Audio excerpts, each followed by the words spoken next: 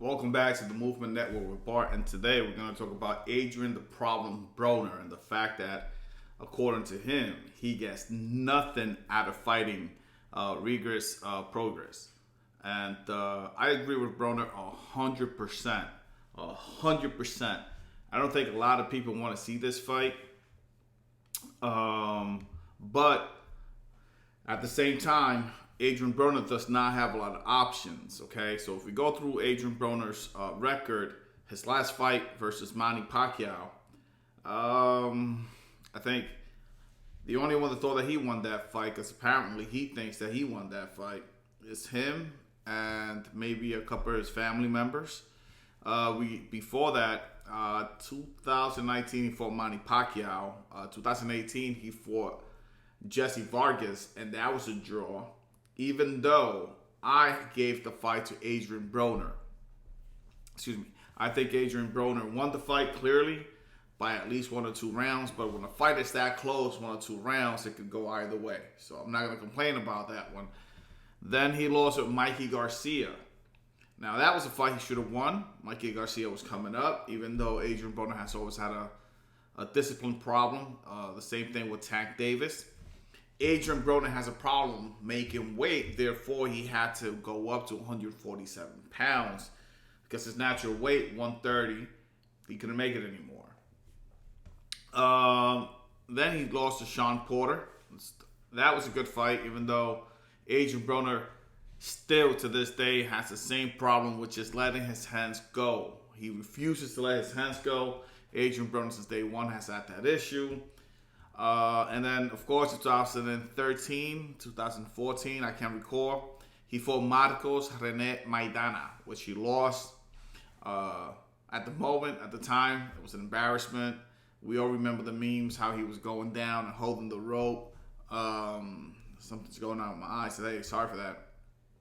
But if we continue looking and dissecting Adrien Broner's resume, right, his record, he won against Adrian Granados, Theo Peen, who else? Molina Jr., Emmanuel Taylor. I mean, a lot of fighters that he should have beaten anyway.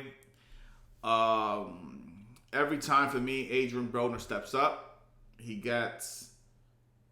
beat him. He doesn't win big fights. 33 fights, 24 KOs, 4 losses, and 1 draw. That's his record. And I for one don't think he should be fighting Regis Progress, which Regis Progress 25 fights, 21 KOs, 1 loss, and that loss came by the hands of Josh Taylor. It would be great for them for Josh Taylor and Progress to go fight again, and because it was a good fight for me at least. It was a close fight. It was a close fight, even though I gave it to Taylor, but it was a good, entertaining fight. Now, the thing with this whole thing with Broner and Progress is that Progress wants to fight Broner, but Broner does not want to fight him. And Broner's in a tough position because he cannot make 147 pounds. Well, he can make easily 147 pounds, but the issue is that at 147 pounds, he can't compete with the big dogs at 147 pounds. Cannot compete with the big dogs at 147 pounds. There's no way he's going to be able to keep up with the likes of the following fighters. There's no way he's going to be able to keep up even with Ugas, Danny Garcia, Keith Thurman. He already lost to Sean Porter. Even Virgil Ortiz Jr. is too strong for him. I think Virgil Ortiz Jr. is too strong for him. Who else? Sean Porter, he already lost. As I stated, Manny Pacquiao already beat him. Earl Spence would knock him out cold. And Terrence Butt Crawford would definitely beat him. I think the only fighter he would get that I would like to see him fight is Boots Ennis, right? That would be an amazing fight, even though at this point right now I'll give the fight to Boots. Adrien Broner does not have a lot of choices at 147 because he does know if he stays at 147 pounds, he's going to lose. If he fights anyone in the top 10, he's going to lose. Now, his best choice is to go down to 140 pounds. 140 pounds, got Josh Taylor, Jose Ramirez, definitely got Progress there, which it's the best fight he could get. He got Maurice Hooker, Jose Zapata, Posto. So the thing with Adrien Broner is he could go down to 140 pounds, but the thing is, in 140 pounds, there's not a lot of entertaining fights for him. But if he stays at 147 pounds, then 100% he's going to lose with any of the fighters at 147 pounds, the top 10 fighters. The thing is, he's still good enough to give a good account for himself. But Adrien Broner has wasted most of his youth partying, drinking, and doing all kind of crazy stuff. Even though now he is saying that he is not drinking, he's not partying. For once, the first time ever in his life, he got his weight under control. But unfortunately, Adrien Broner is too little, too late, and your best years are behind you.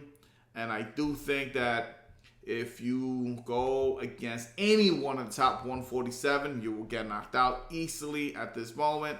And 140 pounds is not just a lot of entertaining fights for you. If it's up to me, Adrien Broner would get in good shape and will go down to 135 pounds when he got the likes of Teofimo Lopez, Vasily Lomachenko, Gervonta Tank Davis, Ryan Garcia, Devin Haney, Luke Campbell, Jorge Linares, Javier Fortuna, and the list goes on. For me, 135 pounds is a way more exciting weight class for Adrien Broner than 140, and especially in 147 pounds where he's not going to win any fights that will top 10, as I stated. So he has to go be very, very, very well disciplined, go down to 135 pounds. For me, that's his only option. Thank you guys for watching. Catch you guys in the next one.